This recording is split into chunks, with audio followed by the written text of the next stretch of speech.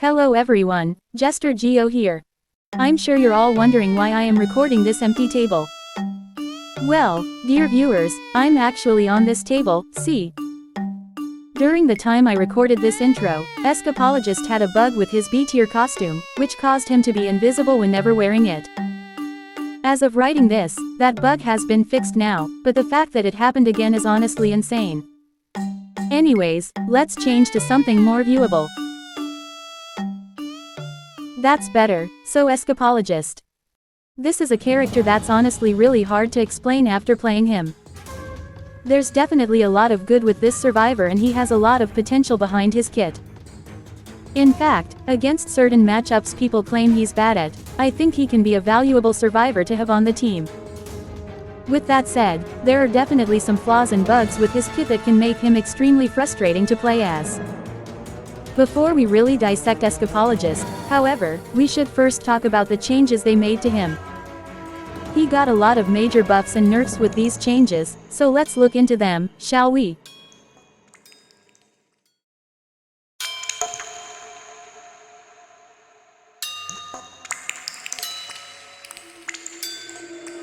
I see them drift through my quiet home tonight. I clutched a chase to end their endless fight.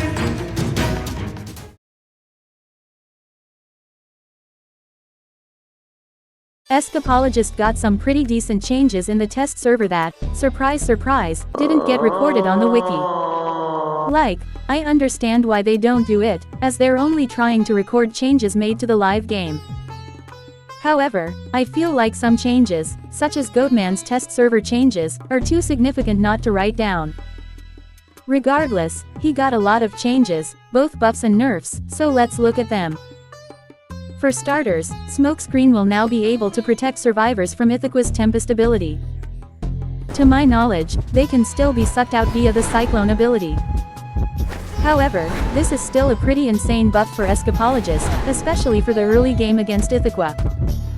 It basically means Ithaqua will have a harder time running you down, which can be really helpful. It's definitely not the biggest buff in the world, but it's still a really helpful buff, nonetheless. They also added a countdown to survivors to let them know when they will be revealed. It will now tell you how much time you have before you get revealed and also tells you when the hunter can see you. This really helps you keep track of the reveal and gives you more urgency. Whether it's trying to get as far away as possible or to go inside of the smoke again before the countdown finishes. It basically allows you to plan ahead a bit better, which can be really good. On the release of Escapologist, he also got another decent buff to his smokescreen. Now, certain skin and accessory effects will be disabled while the survivor is inside of the smokescreen. The accessories thing isn't that much of a big deal, since you can disable accessory effects in the settings as survivor. However, skin particles and effects are something that can't really be removed from the game entirely. They can definitely give you away in certain scenarios, especially when inside of the smokescreen. This change basically removes that factor, meaning the hunter cannot use it to track you down. It's not gonna allow you to juke the hunter every time, but it'll help not give away your position, which is a good thing. Moving on to the nerfs, which are really just bug fixes that just so happen to nerf him. First, they removed the bug that allowed Escapologist to scale heights. Basically, if Escapologist's misdirection was in front of a sloped elevation, his dash allowed him to move on top of that elevation. This basically allowed him to use his dash to quickly scale elevations, which was a little insane. Considering most characters do have an elevation limit, it sorta made sense that they had to remove this from his kit. However, it does make him unintentionally worse than he was before, so it's worth noting. Another big fix they did that also nerfed him was how misdirection worked on certain abilities. For example, if Escapologist got hit by his own leech with misdirection, the dash would trigger while also removing the leech. The same happened with Paloon's snap, as the damage caused by snap will trigger misdirection and remove the spikes. Once again, it makes sense as to why this got removed, however it does make him worse as a consequence. The rest of the changes are just bug fixes or description updates, so I think it's best to wrap this up here. Overall, I think the changes they made to Escapologist, at least initially, are overall fine. I do think there's room for a bit more changes, though that's something I'll cover later on in this video. However, as of now, these changes definitely help him in certain aspects while not dramatically changing him too much. With that said, I think it's finally time we talk about my overall thoughts on the Escapologist.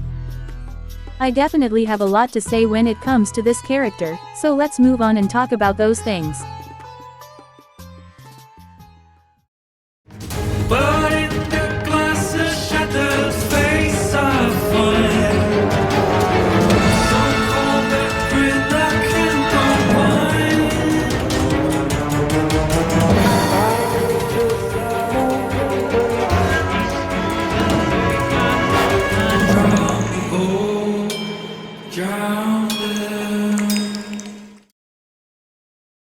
Escapologist is definitely a weird character to just describe, in my honest opinion, how good he is. He definitely is a good survivor who can provide so much value for his team if used well. However, he can also very much provide little in certain situations, which can often make choosing him feel worse. Starting off with the negatives, which has been a while since we've done, we have his decoding debuff. I don't really talk about them in my videos because I don't really have much to say on them. They're debuffs that slow down decoding, there's not really much you can say on them. On top of that, they're kinda a boring debuff to talk about, as opposed to debuffs like puppeteers, pharaoh ladies, or archers. However, that doesn't mean they aren't a very impactful debuff to deal with, especially since it is a debuff given to him. Escapologist, from playing him a bit, feels like a pseudo-rescuer more so than a full rescuer. This means his rescue potential, while present, isn't as good as opposed to full rescuers, like Merc or First Officer.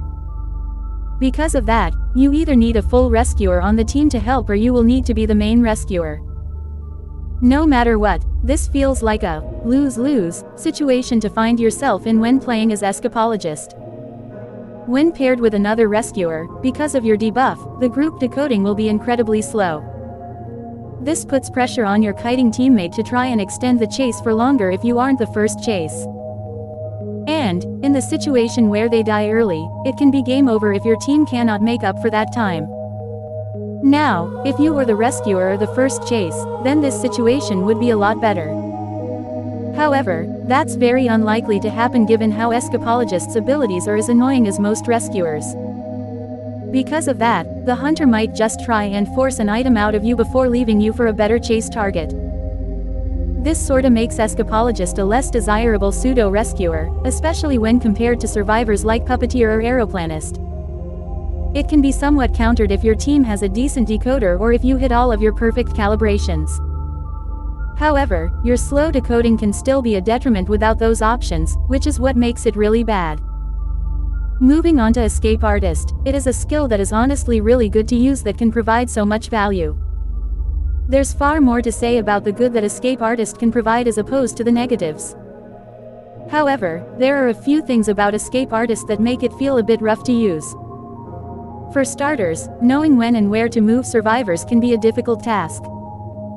This is more so based on your game sense and whether you can make the right calls or not.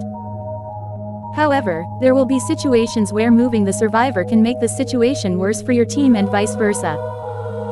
You really need to pay attention to the kiter and the routes they go, to really determine what resources they used up and which ones are still up.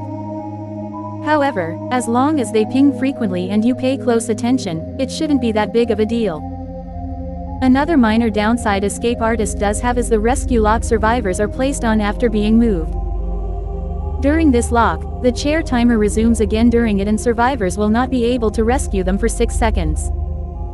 The text says 5 seconds, but the devs shadow nerfed it to 6 seconds in-game. This somewhat limits what you can do with it, as you can't use Escape Artist to guarantee rescues. Even with slower hunters, unless they aren't paying attention, they will have ample time to walk to the new chair. However, this is more so for balancing reasons and because this wasn't even the intended use. The intended use is to simply place the survivor on a stronger chair for the teammate to potentially rebound kite from. Because of that, this isn't really a problem, in my opinion. With that said, that leads me into my biggest problem with Escape Artist, that being the range of it. Now, obviously, based off chair spawns, you can get extremely unlucky and be unable to move survivors off of certain chairs. Chair spawns are randomized, similar to cipher spawns, so the spawns can really mess you up. However, that's not the problem I have with Escape Artist, as I already know about the RNG fashion of this game. No, the problem I have with Escape Artist is the fact that there are certain chair locations where you just can't move a survivor from. These chair locations are far enough to where other chairs are just barely out of the 38-meter range. This middle chair on Arms Factory is a chair location that, unless this junk pile chair spawns, doesn't reach any other chair location.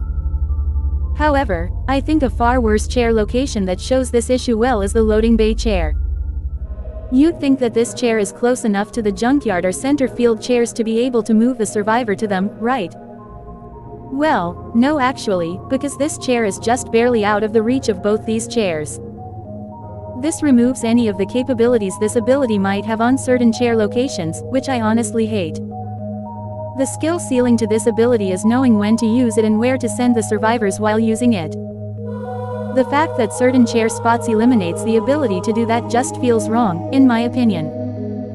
If I'm being real, I feel like they should buff the range of Escape Artist, at least make it up to 42 meters. With this buff, this would make it so if you get fucked over by chair spawns, this doesn't really help with that. Additionally, this makes it so you can't just move the survivor to any unreachable chair location for the hunter. However, this small buff is mainly meant for those chair spots where, despite the multiple chairs in sight, he can't move survivors to any of them. This closes out the distance by a lot and allows far more flexibility with Escape Artist. Also, whatever you do, do not try and get into a team with a gardener you know will break chairs. Trust me, if you thought Escape Artist was useless on certain chairs, imagine having no chairs on any part of the map. That's really all the complaints I have with Escape Artist, at least the complaints I remember off the top of my head. There's also the fact that you need to use it within the first 5 seconds of the chair state in order to move survivors. This can be a bit annoying, but it's not much of a problem. Because of that, I think it's best we just move on to his other skills now. Misdirection isn't really a skill that I have any problem with, but definitely do know some people will have problems with certain aspects of it. The dash works similarly to Arrow's jetpack and flywheel, in which the dash depends on where Escapologist is facing. Because of that, if you're not careful, you might dash into a wall and potentially lose a lot of distance you could have gained. Additionally, certain terrain can cause you to get stuck after the dash happens, which can lead to an immediate hit. This can make the dash slightly less valuable, so be careful when you're about to get hit. It also doesn't protect against chip damage, so you're still at risk against certain chip hunters. Although, you're only really at risk against hunters like Bonbon and Sculptor, and even then, their early games are still kiteable. Plus, other chip hunters, like Fool's Gold or Violetta, cannot spam their chip damage nearly enough quickly enough. Because of that, they're still forced to deal with your misdirection, as they mainly rely on normal hits. The final problem with misdirection is that it isn't really all that valuable time-wise. Since the hunter just misses an attack, they can be on your ass immediately after removing misdirection. Compare that to abilities like Stress, which puts the hunter in attack recovery, and it doesn't seem all that useful. Even Wand, which kinda does the same as misdirection, grants a speed boost for Magician and makes survivors invisible. This can be used to mind game or body block using the wand, which can be valuable. This ability isn't really that valuable if you look at it that way and can seem rather worthless. However, I do think these are only minor nitpicks and I think this ability is overall incredible. Finally, we get to smoke screens, which are also a whole can of worms ready to be opened. Compared to the misdirection flaws, the flaws of the throwables are a lot simpler to really dissect. For starters, obviously, these throwables will not protect you against every hunter ability in the game. Dashing hunters, such as Smiley and Percy, will be able to deal with this ability without any issues. Additionally, while certain projectiles won't be able to pass through the smokescreen, there are some projectiles that can. If violinist is able to throw his first note before the smokescreen happens, he can still drop the second note at his feet. This will still cause the note hitbox to occur and injure survivors, even if inside of the smokescreen. Axe Boy's souls go through walls, so the smokescreen won't protect you against him. Not to mention, the only line of defense against these projectiles is the outer rim of the smokescreen. Once you're inside the smokescreen, it can't really protect players unless they leave the smokescreen area. The smokescreen is protection, but it's definitely not foolproof protection. In fact, it can easily cause certain hunters to be unintentionally helped thanks to the effect it has. Situations where Gamekeeper's hook would have missed and put him on cooldown might not even happen. Thanks to smokescreens counting as a wall, hooking the smokescreen itself will pull Gamekeeper. And while it might not be as bad in the early game, once he has max presence, being able to preserve hook can be awful. You also need to rely heavily on mind games and your positioning in order to get value from the smokescreen. Bad placements can make it clunky to kite in the smokescreens and could be detrimental to the kite. On the flip side, if you don't shake up how you use the smokescreens, you can be called out in them relatively quickly. Whether it be the hunter locking in on you or your location being revealed, those can really hinder your chase. There's also the fact that the smokescreen is sorta bugged right now, where the hunter highlight straight up doesn't work. This severely hinders his mind game potential and is hopefully fixed after this video goes up. This is all problems Escapologist suffers from, most of which causes him to feel really bad to play as. Even some of his buffs, like his teammate highlight when someone is on balloons, isn't really sufficient enough to make him feel worthwhile. It might lead people to believe that Escapologist was a mid or even lower tier survivor because of these quirks. However, that's only a part of what makes up the Escapologist. Sure, he definitely has a lot of flaws to his kit, but there is also far more good that he can provide to the team. While some things won't be stopped via the smokescreen, it can protect you against most projectiles in the game. Not only that, but it can also stop you from placing certain abilities through the smokescreen. These include teleports, such as Warp or Wu Chang's Sunman, so this can definitely be helpful in those situations. In fact, if the hunter tries to use these abilities while inside of the smokescreen, their ability will stay trapped in the smokescreen. Feaster can't really chase you with tentacles and Geisha will have a hard time dashing as well. Additionally, after playing against Escapologist for a bit, the smokescreen is actually really annoying to deal with as hunter. It doesn't look to be the case, but looking for survivors in the smoke is really hard. In fact, in a few games, I actually lost my targets whenever they would use the smokescreen. I've also had matches as survivor where I lost the hunter who was chasing me because of smokescreen.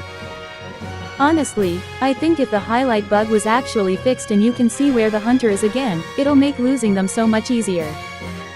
If survivors are already this good without it, imagine how good they would be with the hunter highlight. Dash hunters won't be affected too much by these smokescreens, but certain dash hunters can still be confused by them. It's definitely not gonna work on a hunter like Smiley Face, but it'll definitely help you against a Percy or an Ithaca. Since their kits still rely on them to chase on foot, the smokescreen will help you confuse these hunters. This can allow you to buy a lot more time for the team and a lot of distance for yourself if you manage to get away. Just be sure to put a few obstacles between you and those hunters, just so they don't kill you quickly.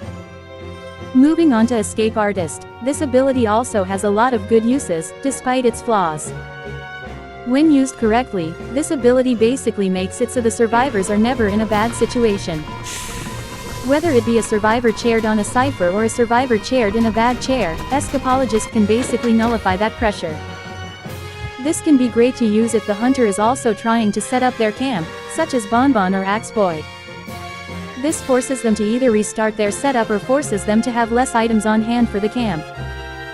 This ability also just grants the team more time, since the chair time is also paused while the survivor is being moved. It can also place survivors a bit closer to their rescuers, which will unintentionally give them more time for the rescue. There's a lot of utility for Escape Artist, which is why it can kinda suck when you aren't able to use that utility. When used well, you can always put the momentum on the survivor's favor, which is extremely good. Misdirection is also an insanely useful ability to have at your kit, but I'm sure most of you already know that. It's basically a free hit you can take, one that gives no presence and dashes you forward. Its damage can tank normal damage and higher, meaning it can be used to tank terror shocks. This can leave you an opportunity to rescue if the hunter hits you while you're next to the chair. Granted, there are some hunters, such as Naiad, where you will need to be careful with while rescuing against them. It also makes Escapologist extremely valuable in the end game, due to it being able to tank detention hits as well. It can also be used to tank ability-based terror shocks, such as Gamekeeper's Hook or Smiley's Rocket. This ability can also free you from any stun abilities when hit, which can be extremely valuable. This ability is basically a health state most hunters can't ignore, which is what makes this a fantastic tanking ability. Even if the hunter doesn't go into recovery, you can still tank damage most tanking survivors won't be able to. Because of that, I think Misdirection is an insanely strong ability, one that shouldn't be underestimated. Finally, we have the 10% interaction buff he has, and what more is there to say? It's a free kiting buff that'll allow him to raw kite a bit better once he doesn't have any items. If he wants to save on resources as well, this buff will definitely come into play to help that. This can also be combined with muscle memory and horsefly to give him insane raw kiting stats. It's definitely very small and won't be the star player 100% of your matches. However, in the moments where it is necessary, this buff can absolutely come in clutch. Escapologist has a lot of obvious flaws about him, some more damaging than the other. Looking at the bigger picture, though, Escapologist is definitely a very good survivor to have on the team. He's definitely not an easy survivor to master, though, thanks to his chair-moving skill and thurible requiring a lot of game sense. Because of that, I want to help the people who want to pick him up by giving a few pointers I learned from playing him. So, without further ado, let's look at a few possible builds and tips you should consider when playing Escapologist.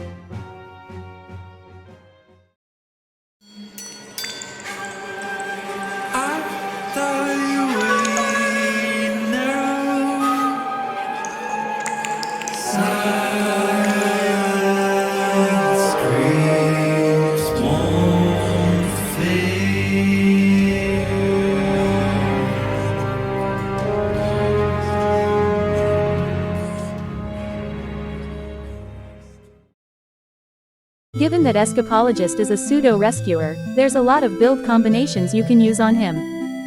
You'd think Tide Turner should be the only talent you should really consider bringing, but that's not the case.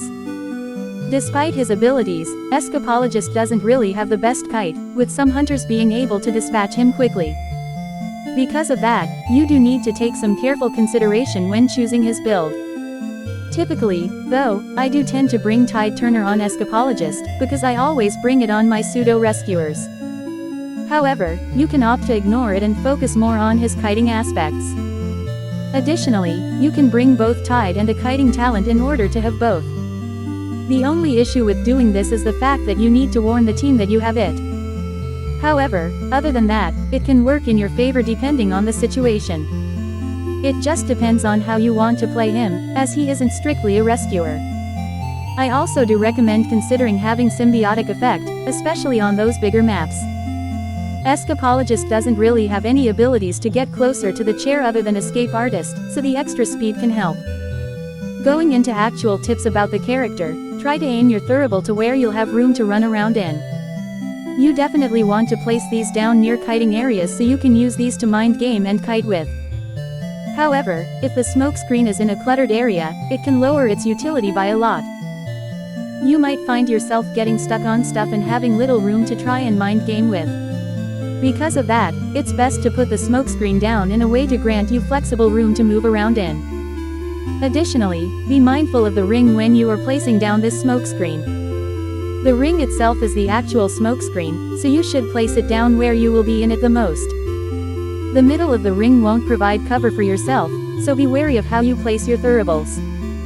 Remember that you will be hidden to the hunter while you are inside of the smokescreen. This means that highlight abilities, like BQ Mirror or Peepers, will not be able to trace you while inside the smokescreen. Additionally, Escapologist's footprints will be concealed as well while inside of the smokescreen. Because of that, you should really try to mind game the hunter and slip away while they try and look for you. Once they fix the hunter highlight bug, it will be able to help you when it comes to the mind game aspect. You can also use this ability in order to transition into kiting areas or when going in for the rescue.